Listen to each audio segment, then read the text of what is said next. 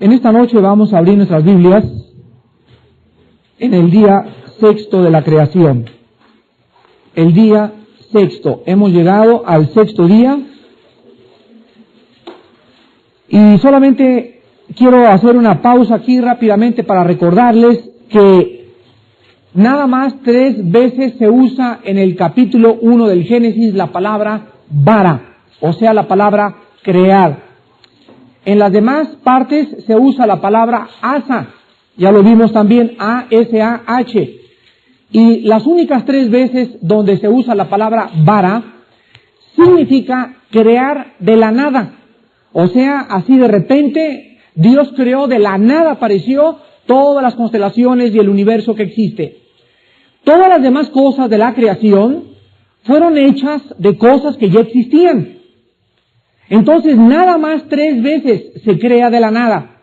En el versículo 1, cuando Dios crea, en el versículo 21, y creó Dios, se vuelve a usar la palabra bara. Y en tercer lugar, cuando Dios crea la vida del ser humano. O sea, el ser humano tiene una composición mezclada, porque Dios hizo al ser humano, por ejemplo, vamos a leer aquí en el versículo 26, que entonces dijo Dios, hagamos al hombre, y en el versículo 27, y creó Dios al hombre. La palabra en el versículo 26, hagamos, es asa, y en el versículo 27 es creó, bara. ¿Por qué hay esta divergencia? Por la simple y sencilla explicación de que el cuerpo del hombre fue hecho de algo que ya existía, del polvo de la tierra. Pero Dios sopló dentro de este cuerpo el espíritu de vida.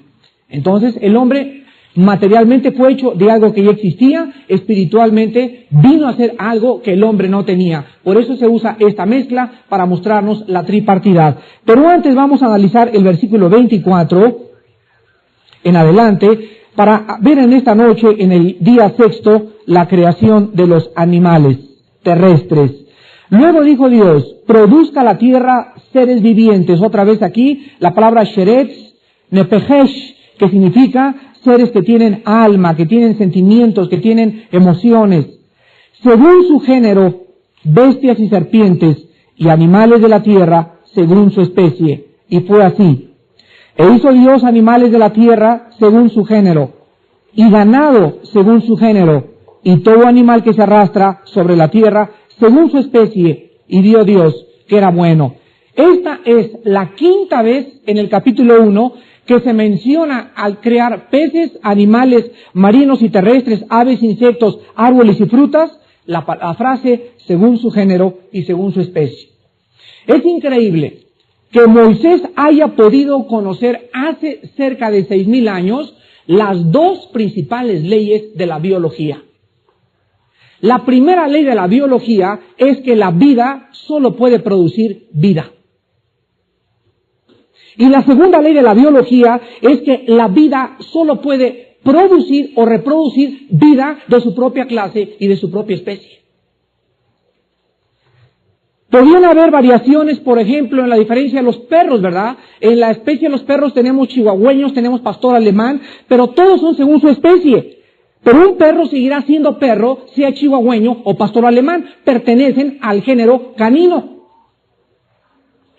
No importa de qué tamaño sea la criatura viviente en el mundo de la biología, pero siempre obedecerá a esta ley del Génesis.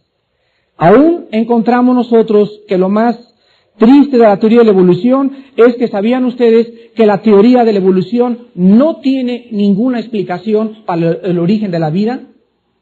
La teoría de la evolución, o sea, es una escuela de especulaciones que comienza con la vida aquí y procede a construir sobre el hecho de que, pues, brotó la vida una cadena de improbabilidades que han publicado como si fueran verdad. Entonces, ni siquiera la teoría de la evolución tiene una explicación. Ni una teoría acerca del origen. Dicen que la vida brotó, pero no saben cómo comenzó esta vida. Fíjense ustedes que si aún los escritos del Génesis fueran solamente teorías, o sea, si dijeran, bueno, también el Génesis es teorías, déjenme decirles algo muy importante. Sin embargo, aunque las leyes del Génesis fueran teorías, tienen el respaldo de la ciencia. Tienen el respaldo de la física, de la biología y de la genética. Por el otro lado, el mundo de la biología, de la paleontología y de la zoología no pueden reconciliarse con la teoría de la evolución. ¿Qué les parece?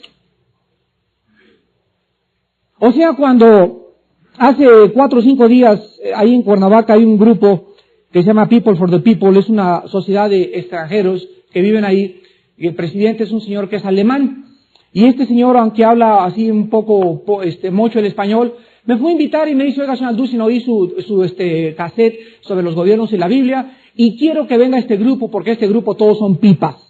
O sea, es un grupo social de extranjeros, alemanes, austriacos, todos hablan español, pero por favor, usted tiene que tener un tema que no vaya a representar la religión, porque no vienen a oír. No quieren saber nada de religión.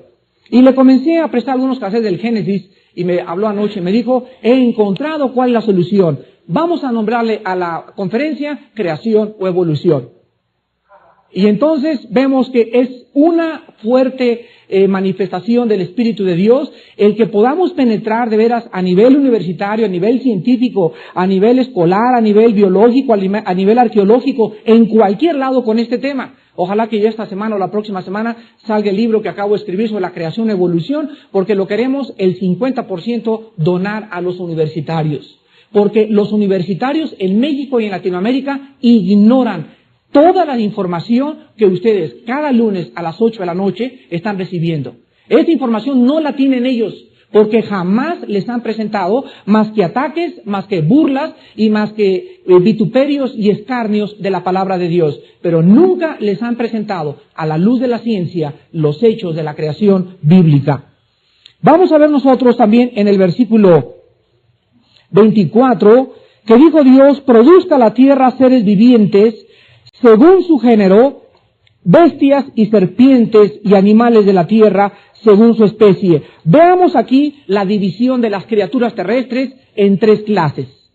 En primer lugar tenemos, que dice el versículo, produzca la tierra seres vivientes, bestias. Aquí encontramos en la clasificación de bestias el ganado, o sea, caballos, camellos, vacas, burros, ovejas. Todos los animales domésticos que Dios creó para que le sirvieran al hombre. ¡Qué coincidencia que en los desiertos haya camellos que se puedan montar! ¿Se imaginan ustedes que no hubiera habido jamás conquistas? Ni Aníbal hubiera podido cruzar los Andes sin sus elefantes, ni tampoco Alejandro el Magno hubiera podido conquistar casi toda Europa y el África y parte del Asia sin los caballos. De repente el hombre es puesto en un medio ambiente donde hay un animal que le va a servir de transporte. También fue por coincidencia, por mero accidente. Qué lindo que también Dios crea no solamente caballos y camellos para transportarnos, sino que Dios crea ovejas para que nos puedan vestir. Dios crea perros para que nos puedan acompañar. Dios cría vacas para que nos puedan dar leche. Sin la leche no podríamos muchos de nosotros vivir, porque es uno de los elementos esenciales en la vitaminación del ser humano, el calcio que contiene la leche. Y anoche estaba leyendo que la leche de vaca tiene más proteínas que la leche materna, aun cuando la leche de vaca no tiene el número de defensas que tiene la leche materna. Entonces es preferible que una mamá alimente a su niño con leche materna, porque aun cuando la leche de vaca tiene más proteínas y más minerales, no tiene las defensas que por naturaleza ha producido Dios en los senos de una madre para alimentar a su bebé. Entonces aquí encontramos que todos estos animales domésticos, bueyes para arar, ¿qué hubiéramos hecho sin los bueyes para arar? Nunca hubiéramos podido arar la tierra, pues Dios crea un animalote así grandote, con cara de tonto, con sus cuernotes, y ese animal, la única especificación que tiene es que ha sido diseñado para que nos ayude a romper la tierra. Encontramos también los caballos para transportar, las ovejas para vestirnos, los burros para cargar. ¿Qué harían los inditos sin esos burros?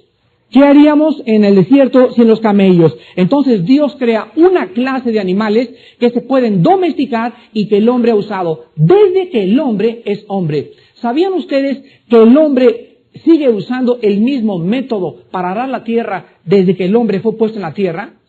Lean Elías y encuentran ustedes que cuando Elías encuentra Eliseo arando la tierra con un par de bueyes. Y vayan ustedes por aquí a Mecameca y los alrededores y encontrarán que en México se sigue arando la tierra con la misma manera de hace 6,000 años. Y en Estados Unidos hay tractores con aire acondicionado. Y vas en tu combine, ¿verdad? Arando el trigo, una máquina te separa el trigo, el otro te lo corta, las mazorcas. Increíble. En México no hemos llegado a esta tecnología por falta de presupuesto.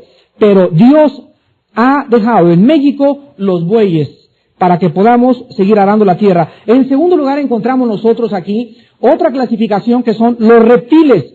Aquí se define a todos los animales que se arrastran. ¿Saben ustedes que se conocen entre reptiles pequeños y grandes cerca de 800,000 tipos? Y de todos estos 800,000 que pertenecen a la especie reptil, todos son según su género. El evolucionismo no ha podido explicar, por ejemplo, por qué los insectos fósiles son iguales a los modernos. Un ejemplo es la cucaracha. Se considera la cucaracha uno de los insectos, o creo que el insecto más antiguo de la humanidad. Y la cucaracha no ha evolucionado, no le ha salido ni una pata de más, ni una antena de más, ni un ala de más, ni una boca de más, ni un ojo de más. Ni tampoco hay una transición ni una mutación entre una cucaracha ni un pájaro carpintero. Entonces la cucaracha ha seguido siendo cucaracha y las cucarachas fosilizadas jamás han podido mostrarnos científicamente un cambio. ¿Por qué? La pregunta es esta. ¿Por qué las cucarachas no han evolucionado en algo mejor? Otras preguntas a los evolucionistas son, ¿cómo llegaron las 15,000 especies de hormigas? 15,000 especies de hormigas a organizar la increíble sociedad que tienen de manera tan diferente. Hay hormigas carpinteras, cortadoras de hojas, hormigas de miel, hormigas de cosechas, hormigas guerreras, hormigas de fuego. ¿Cómo es posible que haya una sociedad tan perfectamente desarrollada y que en un hormiguero encontremos que hay unas que tienen el trabajo de peón, hay otras que tienen el trabajo, y todas se combinan y todas forman una sociedad? La organización de las hormigas no pudo ser un accidente. Lean ustedes Proverbios capítulo 30, donde se mencionan las hormigas. Proverbios capítulo 30, versículo 24 y 25.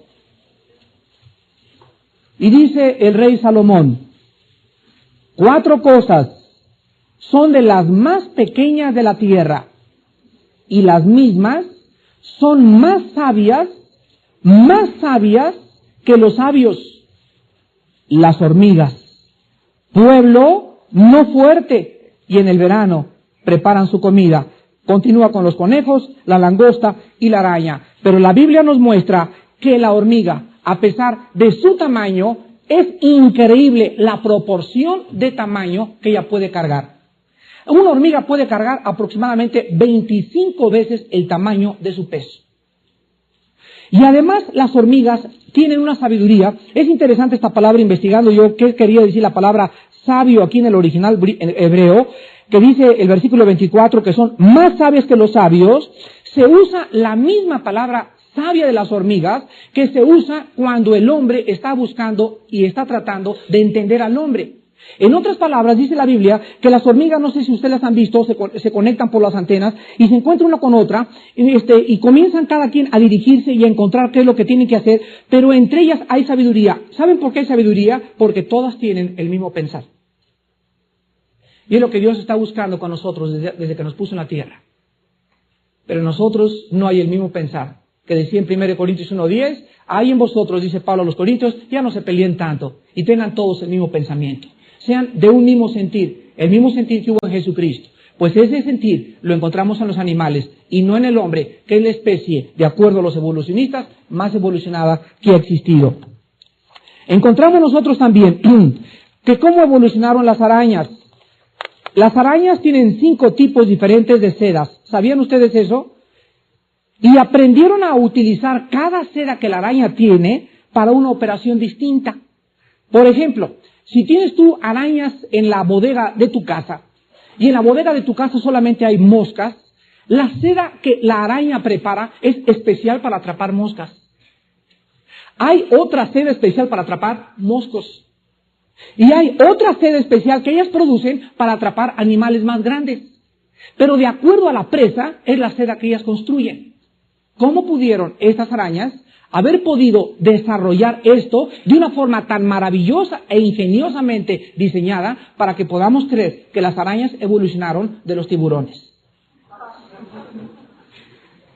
¿Cómo llegaron las abejas a aprender a dar forma a sus celdas? Escuchen, señores arquitectos que nos acompañan en esta noche, la perfección matemática de la celda de una abeja es el máximo de espacio con un mínimo de utilización de cera.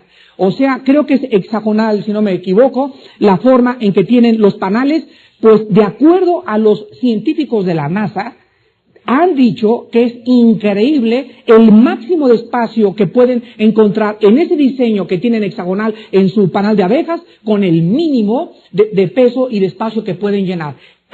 Este diseño para poder vivir y para poder reproducirse es absolutamente asombroso. Hace 2 días llegó un hermano cristiano a visitarme en mi casa y me dijo, fíjate que nos acaban de pasar una película sobre las abejas africanas. No sé cuántos de ustedes tengan información acerca de esto, pero se los voy a compartir. La abeja africana se diferencia de la abeja italiana, así se le llama la de nosotros, italiana, en que la abeja africana es más excitable y cuando pica a alguien se viene toda la manada. Las abejas que tenemos común y corrientes, cuando tú pases bajo de un panal, puede ser que una sola te corretee y te pique. Ahora, la abeja africana actúa de diferente manera, pues ya llegaron al estado de Chiapas. Ahí están y ahí las filmaron. Cuando una persona pasa cerca, aproximadamente 50 o 100 metros, de un panal donde se encuentran las abejas africanas, esa persona no queda viva, pero ni de chiste. Y nos mostraron en una película un guante picado por las abejas africanas y cómo la abeja africana, cuando clava el aguijón, tiene que morirse, porque las abejas al picar, fíjense ustedes que su aguijón está conectado con su sistema digestivo y cuando te pican, se queda el sistema digestivo dentro de la picadura. Entonces, se sacrifican para poder picarte y mueren todas. Entonces la abeja cuando pica se muere porque deja en el aguijón el aparato digestivo.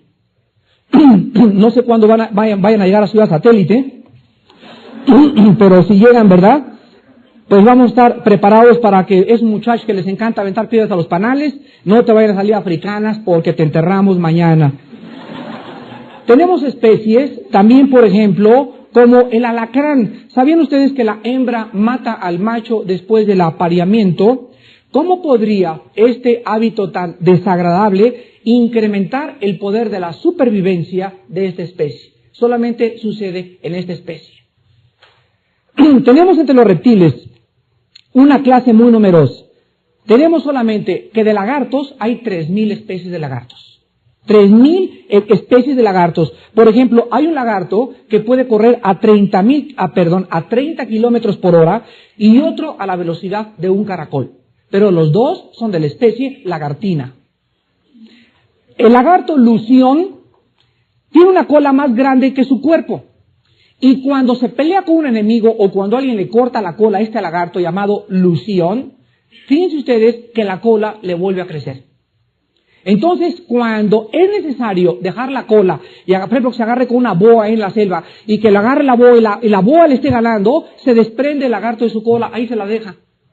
Se echa a correr y la cola le crece en menos de 3 meses. Tenemos también al camaleón. El camaleón tiene una cola prehensora especialmente diseñada, nada más, para agarrarse de las ramas. Sus ojos son independientes el uno del otro y la lengua es más larga que su cuerpo. Fue diseñado especialmente para vivir en esas circunstancias, en ese árbol y bajo ese ambiente. Tenemos también al sapo cornudo. Es otro lagarto que puede disparar sangre con sus ojos hasta 1 metro de distancia. Preguntas a los evolucionistas respecto a los reptiles. Si todas las serpientes eran originalmente venenosas, ¿por qué se hicieron algunas no venenosas?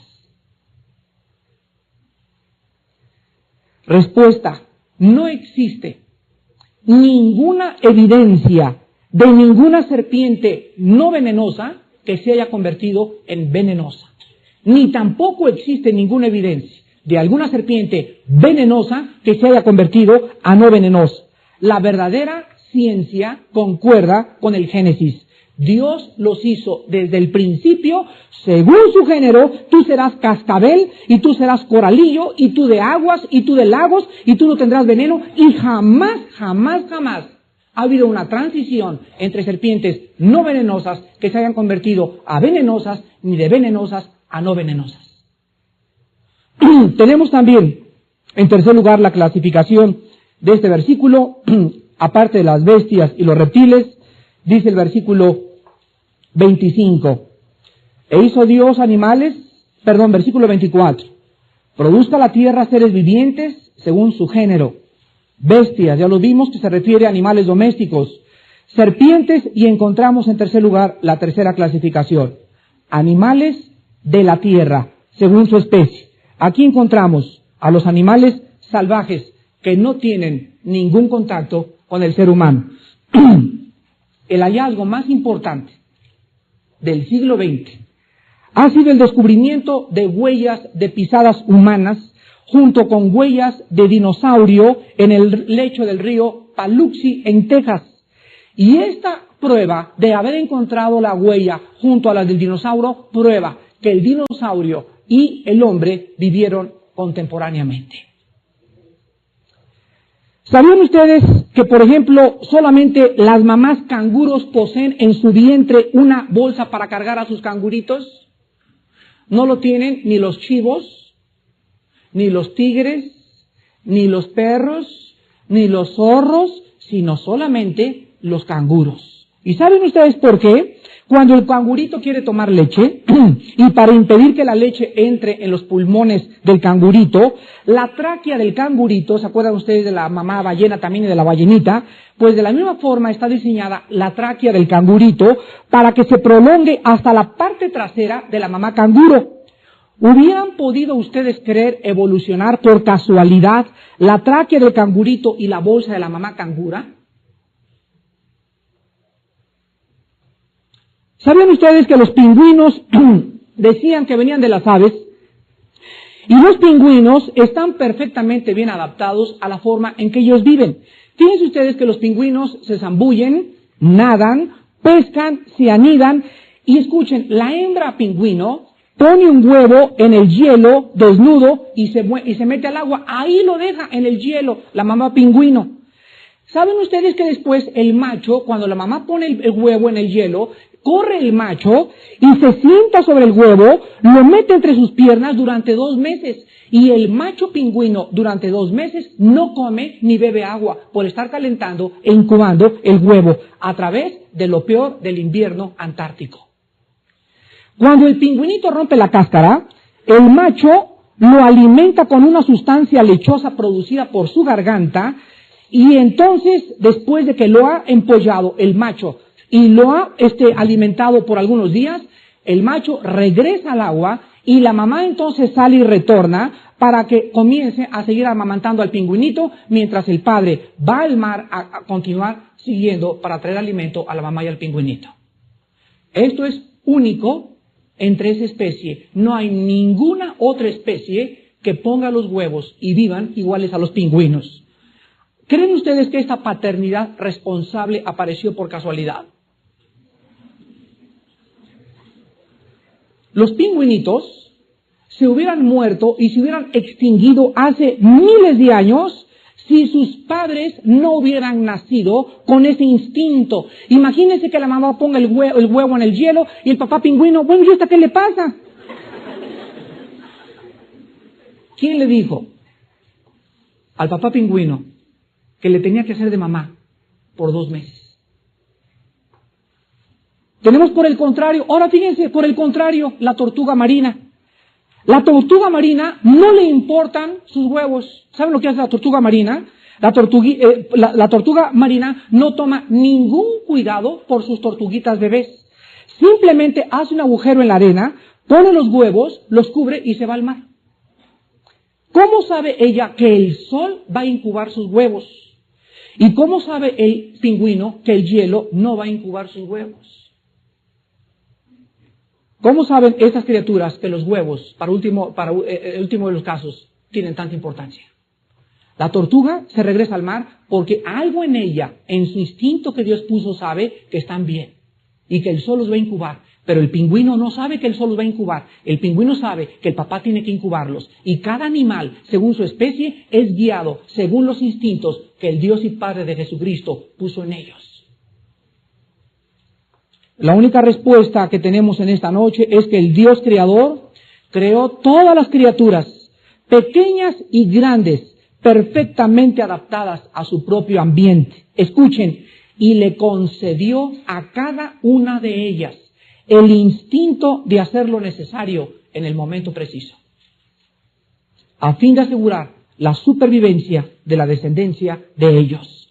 Resumimos pues que esta ley de que cada criatura se reproduzca según su género y según su especie es comprobada por la zoología, por la genética, por la biología, por la arqueología, por la geología, pero principalmente por la zoología, la biología y las leyes genéticas. Es el Génesis científicamente correcto.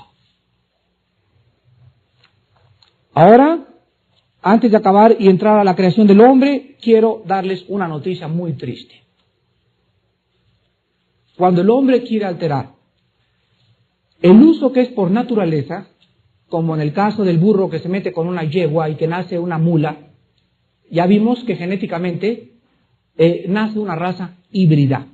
No hay reproducción después de la mula. Hasta ahí llegó, porque se violó la ley del Génesis. La única raza que ha violado la ley del Génesis ha sido el ser humano. Vean Romanos capítulo 1. Nunca un gorrión ha perseguido a una pájara carpintera. Nunca un caballo ha correteado a una chiva. Nunca un conejo ha correteado a una tlacuacha. El tlacuache persigue a las tlacuaches femeninas, el caballo a las yeguas. El perro busca a las perras, no anda correteando conejas. El gorrión anda buscando una gorrioncita, no una petirroja. Cada animal cumple esta ley de reproducirse según su género y según su especie. Pero el hombre violó esta ley. Dice en Romanos capítulo 1, versículo 26, por esto Dios los entregó a pasiones vergonzosas, pues aún sus mujeres cambiaron el uso natural por el que es contra natura. Violaron la ley de Dios según su género y según su especie. Dios creó al hombre para que tuviera relaciones sexuales con una mujer. Y el cuerpo de la mujer fue diseñado especialmente para recibir al hombre. Pero el hombre cambió este uso. Y el hombre, en lugar de irse con la hembra, el hombre se volteó y comenzó a tener relaciones, hombres con hombres, mujeres contra mujeres. Es la única raza que ha violado la ley del Génesis. Qué triste. Y el juicio de Dios se ha manifestado en sida, herpes, degeneramientos, violaciones, enfermedades venéreas, hijos con problemas, etcétera, etcétera, porque desde el principio cualquiera que quiera violar un solo ápice o le quiera quitar una sola tilde a esta ley, recibirá en sí mismo la retribución debida a su extravío. Llegamos pues a la creación del hombre y regresamos al Génesis, versículo 26, y vemos la creación del hombre. Muere Mahoma en el año 375 después de Cristo en la ciudad de Medina, y Mahoma en su lecho de muerte profiere estas palabras: aún no he comprendido ni he encontrado la justificación, de este universo. La Biblia nos dice que Dios crea un universo y después crea una tierra y después crea dos astros especiales para crear una temperatura perfecta en esa tierra.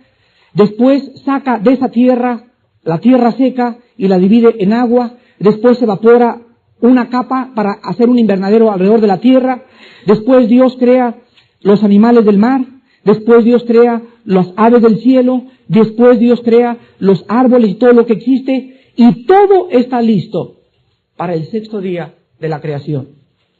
La respuesta a Mahoma es la siguiente. La razón de ser del universo es la Tierra. La razón de ser del planeta Tierra es el ser humano. Todo llevó un orden perfecto. Y hasta que no estuvo el medio ambiente perfecto, hasta que las plantas estuvieran produciendo la clorofila exacta, hasta que el oxígeno estuviera mezclado en su 78% de nitrógeno con otro 20 y tantos % de oxígeno y los demás de gases, hasta que hubiera la capa de ozono que impidiera la filtración de los rayos violeta, hasta que estuviera todo el medio ambiente, Dios entonces presenta a los querubines y a los serafines, dicen Job, que era una fiesta tremenda cuando los ángeles vieron, y ahora le dice Dios, vean mi obra maestra, y en ese día Dios crea a la raza de seres humanos. Y todos los querubines y todos los ángeles. Pero ¿en qué se diferenciará del canguro? ¿En qué se diferenciará del gorila? Y todos preguntándose los querubines, oye, cuéntame, ¿tú qué piensas aquí de esto? Y los ángeles, Gabriel preguntando por todos lados, ¿no?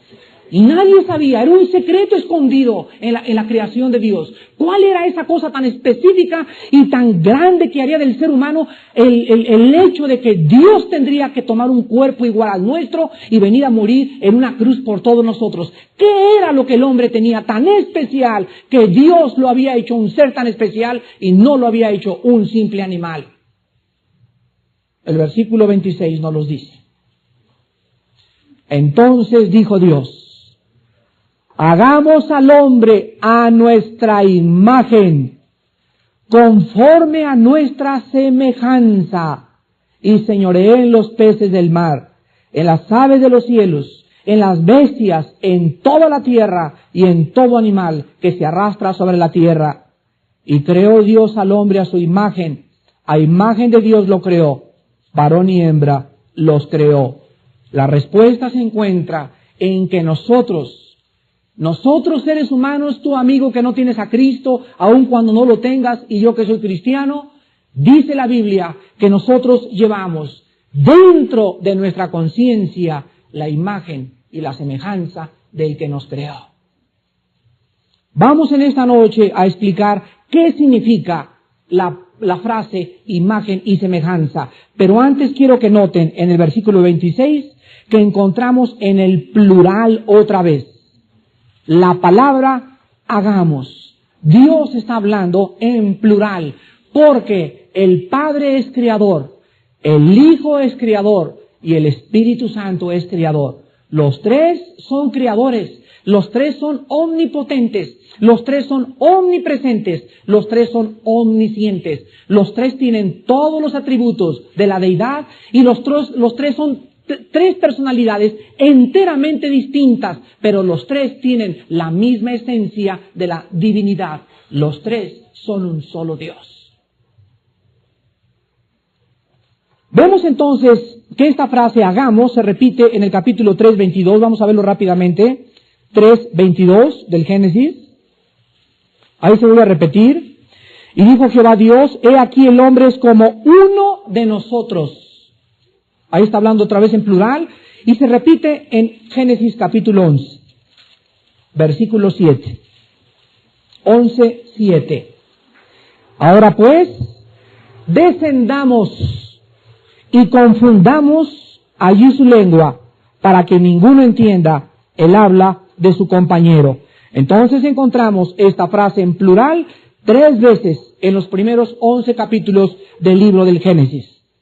Vamos ahora otra vez al versículo 26 y vamos a ver la palabra hebrea que se usó aquí para designar al hombre. Porque hay dos palabras aquí en el Génesis. Una es la palabra Adán. Aquí en la palabra hombre, hagamos al hombre, esta palabra hombre es la palabra hebrea Adán. Pero cuando en el capítulo 2 se dice varón, ahí es la palabra Ish, denotando en la palabra Ish la masculinidad.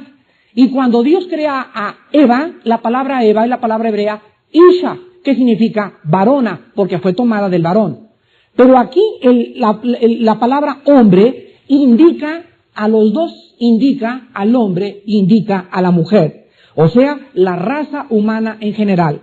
La gente puede referirse a hombres y a mujeres en general. Entonces vemos que en los propósitos eternos de Dios, desde que Dios crea al hombre, aun cuando primero es el hombre y después la mujer, Dios tiene el mismo propósito para que los dos sean iguales delante de Él, en posición, mas no en función.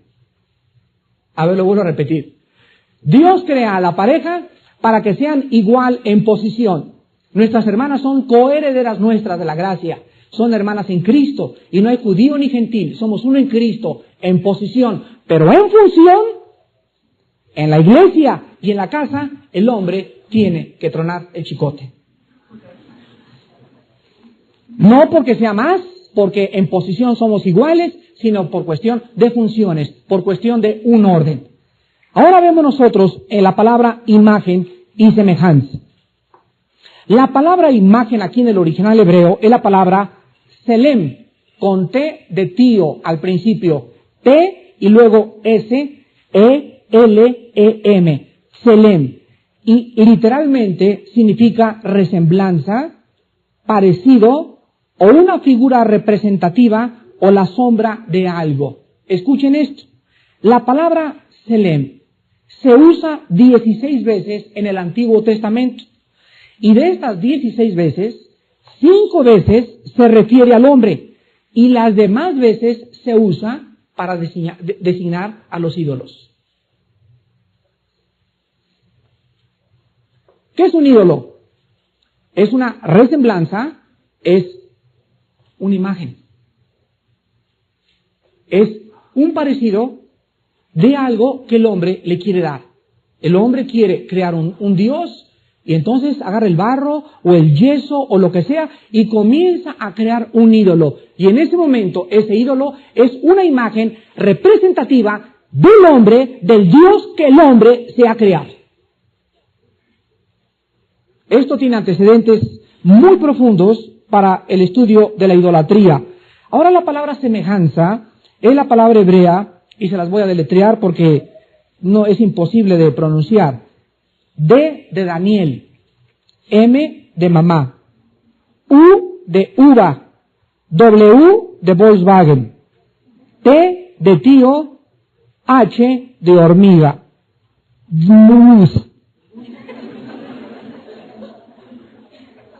Vuelvo a repetir, es la palabra D de Daniel, M de María, U de uva, W de Volkswagen, T de tía, H de hormiga.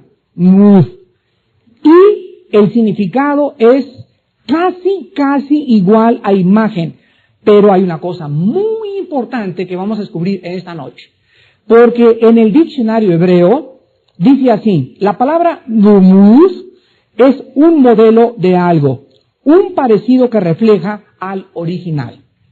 Entonces, ¿qué significa que nosotros tenemos la imagen y la semejanza de Dios? Bueno, significa dos cosas. Número 1.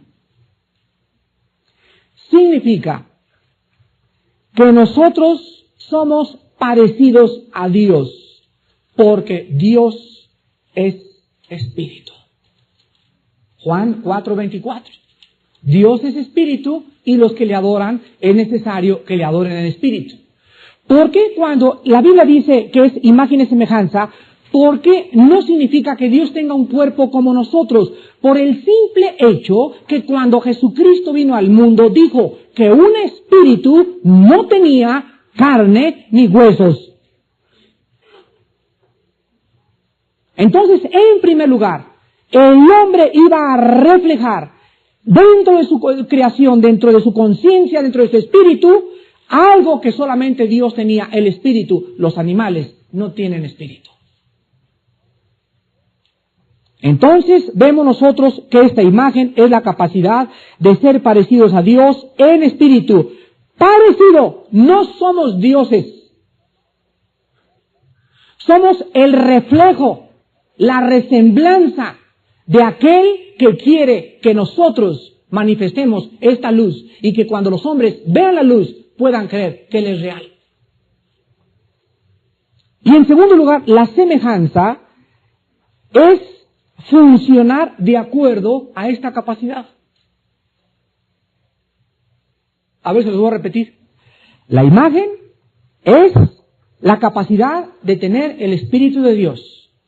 Pero la semejanza es funcionar de acuerdo a esta capacidad. O sea, ser santo, justo y verdadero. Vean Efesios capítulo 4.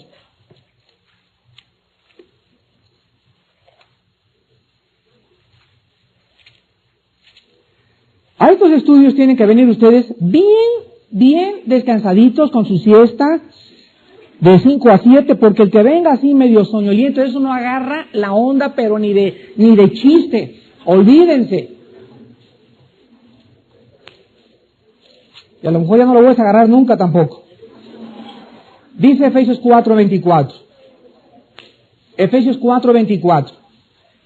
Y vestidos del nuevo hombre. Fíjense ustedes que aquí se nos muestra que el nuevo hombre tiene que tener la capacidad de funcionar en 3 áreas. Aquí está hablando, desde luego, al hombre que ha recobrado esta semejanza. Está hablando del cristiano. Y vamos a ver ahorita que cuando el hombre cae en pecado, el hombre mantiene la imagen, pero pierde la semejanza de Dios.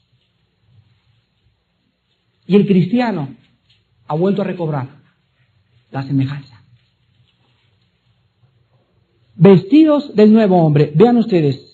Creados según Dios. Esta palabra creado en el original griego significa una nueva criatura en Cristo. Como en la justicia, número 1. 2, y santidad, y número 3, de la verdad. Dios crea de Adán un espíritu. Adán no solamente tenía conciencia y abre los ojos a Adán, no evolucionó de una amiba, sino que fue creado un ser completo, posiblemente tenía 30, 25 años, no sabemos, pero era un hombre joven. Y Adán abre los ojos cuando Dios sopla dentro de él, lo veremos cuando pasemos al capítulo 2, pero Adán tenía la conciencia, en primer lugar, de aquello que decían los filósofos: pienso, luego existo. Existo, luego vivo. Vivo, tiene que haber una causa. Esta causa no está en mí, porque yo soy una criatura. Esta causa tiene que estar y trascender más allá de mí. Por lo tanto, tiene que haber un creador. Siguiendo esta línea de lógica elemental, los filósofos creyeron en Dios. Sócrates, Cicerón, Platón, etcétera, etcétera. Creían en Dios. Simplemente por el hecho de que no somos seres causales. Tuvimos la causa fuera de nosotros. Y simplemente porque la razón de nuestra existencia no está en nosotros. Tiene que estar más allá de nosotros. Entonces encontramos que Dios pone dentro del hombre estas 3 capacidades. Veamos nosotros también en Primera de Tesalonicenses capítulo 5, versículo 23, que el hombre, aparte de tener un espíritu, el hombre, aparte de tener la capacidad de funcionar en la santidad, en la justicia y en la verdad, Primera de Tesalonicenses capítulo 5, versículo 23. Y el mismo Dios de paz os santifique por completo, y todo vuestro ser. Escúcheme muy bien antes de seguir adelante. No existe ningún libro de metafísica, ni de religión, ni de filosofía, que nos diga quiénes somos. Todos ellos andan buscando la verdad. Pero aquí la Biblia dice que el ser y todo vuestro ser, y nos dice a continuación de qué está formado el hombre. Dice, espíritu, alma y cuerpo. Entonces el hombre es creado también un ser tripartito igual que Dios. Cuando alguien te pregunte ¿qué es el hombre?, escucha la respuesta, apúntalo. Soy un espíritu, tengo un alma y vivo dentro de un cuerpo. Somos esencialmente un espíritu. Tenemos un alma, y el alma y el espíritu viven simplemente dentro de este envase que le damos tanta importancia, la pura botella. Ahora vamos a ver en 1 Corintios capítulo 15 de qué manera el hombre cristiano, el hombre regenerado, de ahí viene la palabra la regeneración en el Espíritu Santo, como escribe Tito, 1 Corintios 15. Quiero detenerme 5 segundos para recordarles la lección más importante de todos ustedes como estudiantes de la Biblia. Traigan lápiz y cuaderno. ¿Qué dijo? Hermanos, cuando estemos en un estudio, si no traes lápiz, es porque de veras vienes solamente a oír. Entonces, cuando yo digo un versículo, si traes lápiz, lo apuntas, pero ya no. ¿Qué dijo? Porque lo repito 2 o 3 veces y no has aprendido a estudiar la Biblia. Cuando vengas a oír un predicador o el domingo en un estudio, siempre en tu lápiz apunta el versículo que se menciona. Y así ya no, si no tienes muy buena memoria, ya no vas a tener que... ¿Qué dijo? 1 Corintios 15, versículo 49. Y así como hemos traído la imagen del terrenal, traeremos también la imagen del celestial. Significa esto que todos los hombres que han nacido desde la caída de Adán hasta nuestros días, hemos traído la imagen de Dios, mas no su semejanza. Sin embargo, quiero decirles a ustedes lo siguiente. Una hojita rápido de papel, blanca, lo que sea, una hoja de papel. Gracias. La imagen de Dios era esto. Y aquí estaba escrito santidad, justicia, verdad. Así era Adán. Cuando Adán cayó, la imagen de Dios dentro del hombre se hizo esto.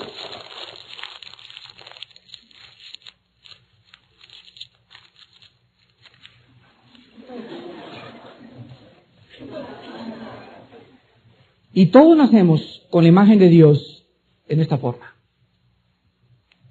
Totalmente pervertida, distorsionada y alejada de su original. Cuando el hombre se convierte a Cristo, comienza a hacer esto. 6 meses, 1 año,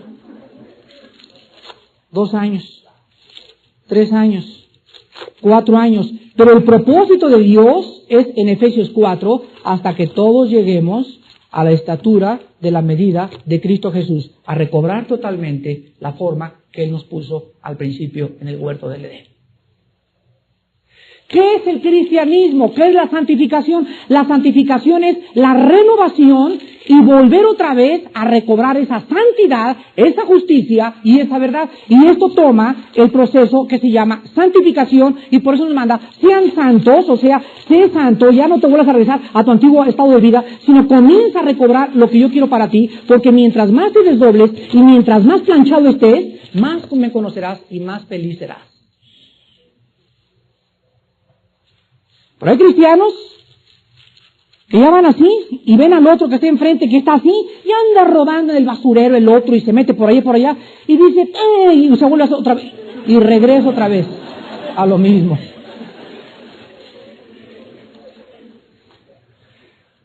Vean ustedes entonces que dice la Biblia en el Nuevo Testamento que hemos traído, aquí no está hablando de los convertidos, aquí está hablando de todos. Así como hemos traído, o sea, cuando nacimos los seres humanos, trajimos algo entre nosotros, la imagen del terrenal, así también traeremos la imagen del celestial. Ahora muy bien, vamos a estudiar las 3 características que se refieren a la semejanza de Dios, la santidad, la justicia y la verdad. Dios pone en el hombre su carácter. Dios es santo, la criatura que Él crea es santa. Pero escúchenme muy bien, por favor. La santidad de Adán era una santidad limitada, por 2 razones. En primer lugar, la santidad de Adán era limitada porque era una santidad de criatura, no era de Dios. No era un Dios lo que Dios creó.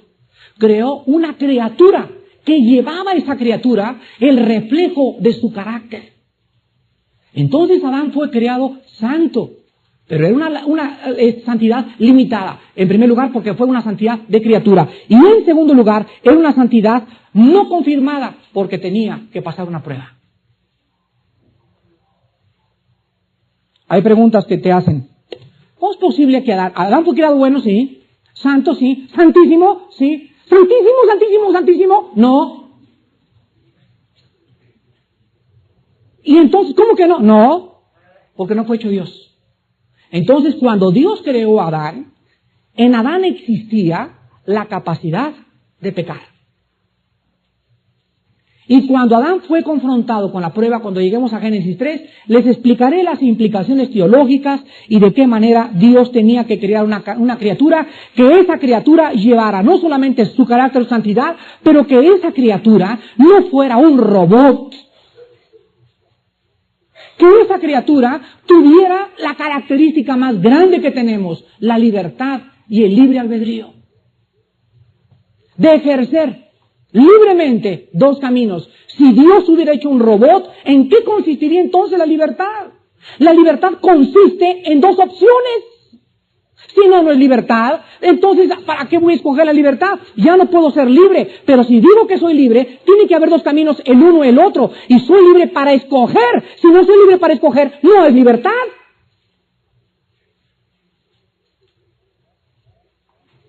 Entonces Dios pudo haber creado robots con cuerda y nunca pequen, siempre sean así, pero Dios le place y Dios tenía todo preparado. Y aparte de eso, prepara Dios y estudia todo lo que pasa. Desde antes de la eternidad sabía que Adán iba a caer, sabía que iba a pecar, sabía todo lo que iba a pasar en la tierra y al mismo tiempo aprovecha todo el mal que ha habido en el universo para reflejar más fuerte su santidad.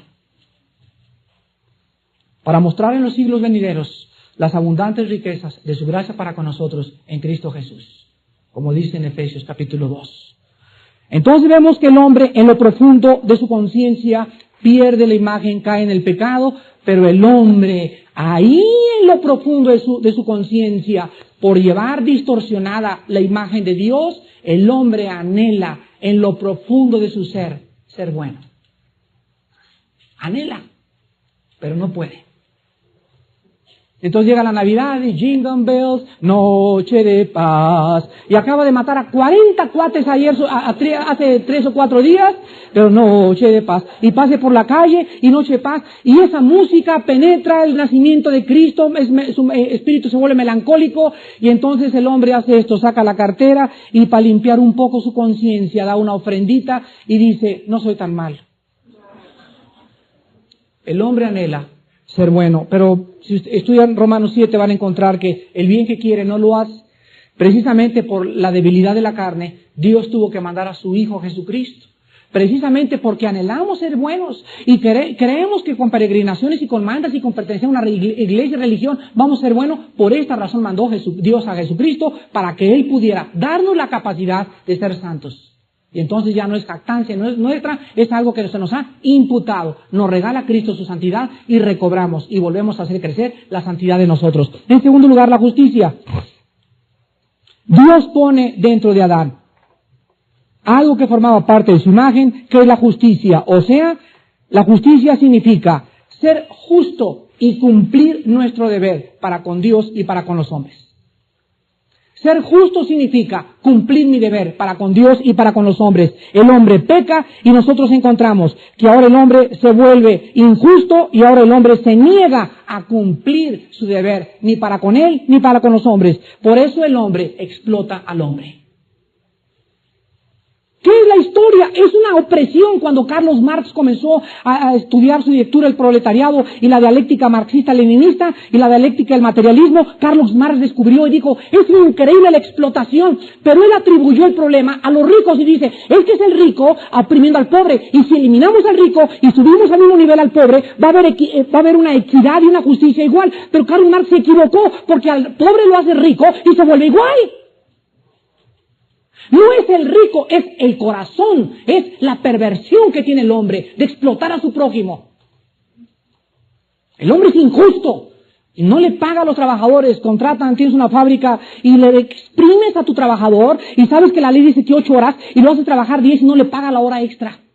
Y vienes el domingo y cuidado, y más vale que hagas méritos porque ni contrato te hago. Es una explotación que dice Santiago capítulo 5, aullad ricos por vuestras riquezas, porque os habéis enriquecido explotando a los obreros.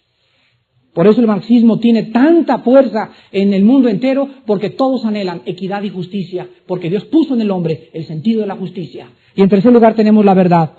Dios pone dentro de Adán la capacidad de saber que Él era el Dios verdadero.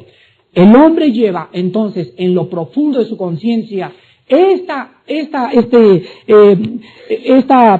total característica de Dios, la búsqueda de la verdad. ¿Y por qué creen ustedes que existen las religiones? ¿Qué son las religiones? La búsqueda de la verdad.